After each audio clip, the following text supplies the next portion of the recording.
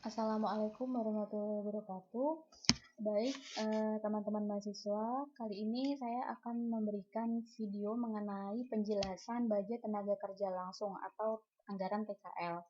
Nah, budget tenaga kerja langsung termasuk budget yang disusun setelah budget produksi selesai dibuat. Jadi kita harus buat dulu budget produksi, baru kita bisa membuat budget tenaga kerja langsung.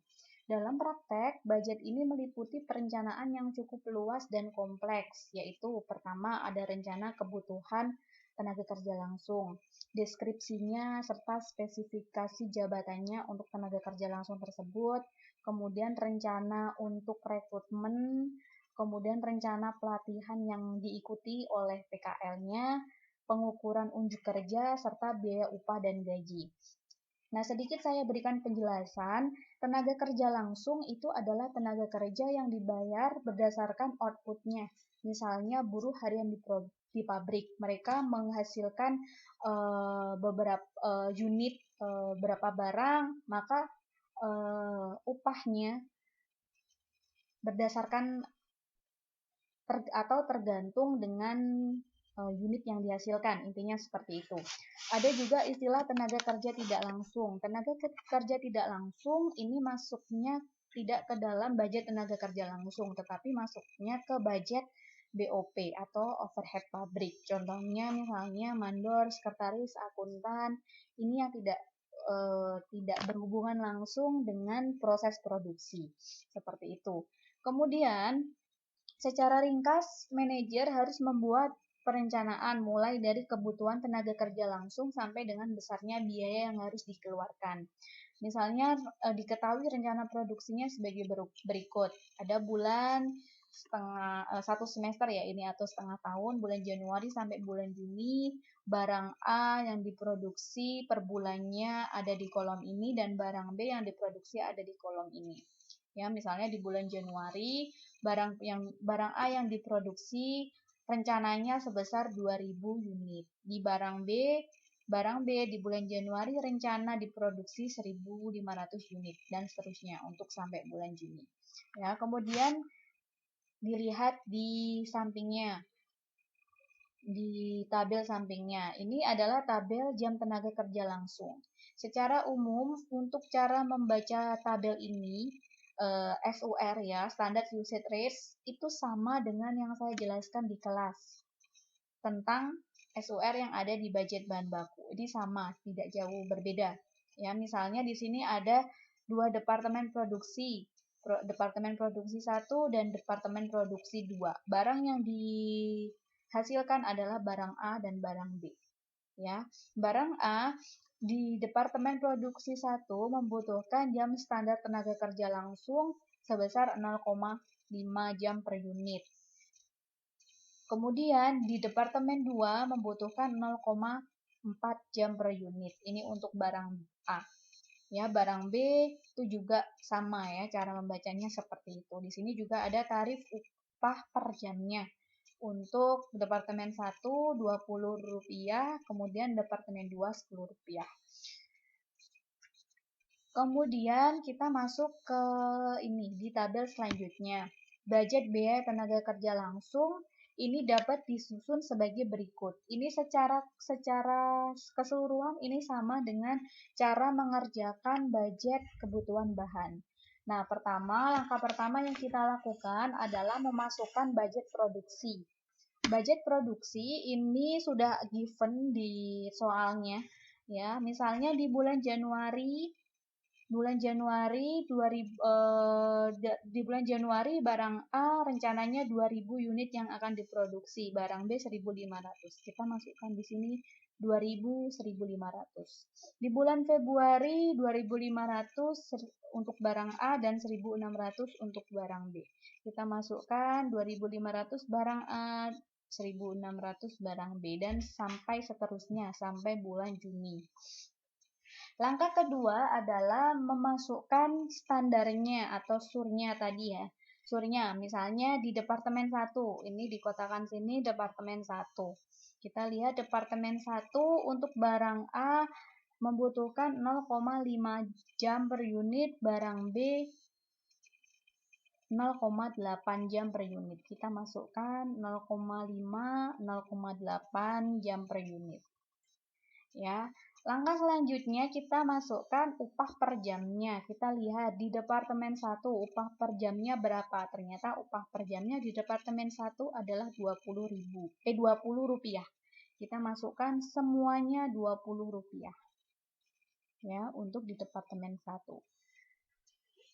Begitu juga untuk yang di departemen 2 kita lihat dari tabel surnya ini atau standar jam tenaga kerja langsung. Ini sama, misalnya di departemen 2 0,4 0,2 tarifnya 10. Kita masukkan 0,4 0,2 tarifnya 10. Selanjutnya kita hitung total PRDK ini. PRDK itu produksi, total jam produksinya. Nah, kita hitung jam produksinya ini dari hasil kali antara budget produksi dengan standarnya. 2000 dikalikan 0,5 hasilnya 1000. 1500 dikalikan 0,8 hasilnya 1200 dan seterusnya. Ya, jangan lupa yang di kuning-kuning ini subtotalnya kita tambahkan di bulan Januari 1000 tambah 1200, 1250 tambah 1280 dan seterusnya. Ya, di sebelah sini pun sama. Total jam produksinya kita tinggal kalikan budget produksi 2000 dikalikan dengan 0,4. Ya, hasilnya 800. 1500 dikalikan 0,2, hasilnya 300. Dan jangan lupa diisikan subtotalnya. Oke, langkah selanjutnya kita hitung total biaya tenaga kerja langsung. Total biaya tenaga kerja langsung ini kita dapatkan dari hasil kali antara total jam produksi dikali dengan upah per jamnya. Misalnya 1000 dikalikan dengan 20, hasilnya 20.000. 1200 dikalikan 20, hasilnya 24. Dan seterusnya sampai bulan Juni. Jangan lupa untuk menghitung subtotalnya masing-masing bulan. Ya, begitu juga untuk yang di departemen 2 caranya sama. Total jam produksi 800 dikalikan upah per jamnya 10 rupiah. Hasilnya 8.000. 300 dikalikan 10 hasilnya 3.000 dan seterusnya sampai dengan bulan Juni dan subtotalnya. Langkah selanjutnya kita hitung grand total atau biaya totalnya ya, keseluruhannya, biaya tenaga kerja langsung. Hasil 28.000 ini kita dapatkan dari total biaya tenaga kerja langsung di departemen 1, 20.000 ditambah dengan total biaya tenaga kerja langsung di departemen 2 hasilnya 8.000. Sehingga jika ditotal hasilnya 28.000. Begitu juga seterusnya. Jangan lupa untuk menghitung grand totalnya.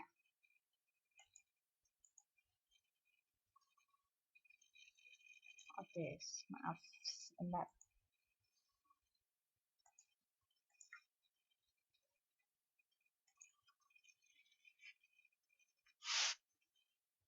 Oke, kita masuk ke analisis varian untuk tenaga kerja langsung. Nah, ini ada tabel laporan kegiatan bagian produksi Departemen 1 Barang A bulan Januari. Di sini sudah ada volume produksi membandingkan antara budget dan realisasi. Budgetnya 2000 unit, realisasinya hanya 1900, padahal dia ingin memproduksi atau rencananya 2000, ternyata kenyataannya 1900. Berarti ada varian minus 100 unit. Ada pemborosan di sini. Sudah saya cantumkan ada pemborosan. Standar jam tenaga kerja langsung per unitnya budgetnya 0,5 tetapi realisasinya lebih besar 0,6. Ada varian atau selisih 0,1 jam berarti ada pemborosan. Total jam TKL 1000 jam ini hasil perkalian antara volume produksi 2000 dikalikan dengan standar jam tenaga kerja langsung per unit 0,5. Hasilnya 1000 jam. Begitu juga untuk yang realisasi. Ya, ini ternyata ada selisih 140 jam. Selisih yang negatif juga. Rencananya cuma 1000, ternyata realisasinya atau kenyataannya 1140. Ada pemborosan minus 140 jam. Kemudian upah per jamnya 20, budgetnya rencananya Rp20. Realisasinya ternyata membengkak menjadi Rp22. Sehingga ada pemborosan Rp2, ya, Rp2.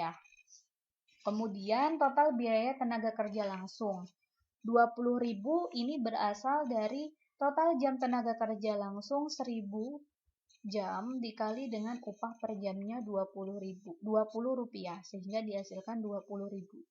Begitu juga untuk realisasi 1140 jam dikali 22 hasilnya 25080.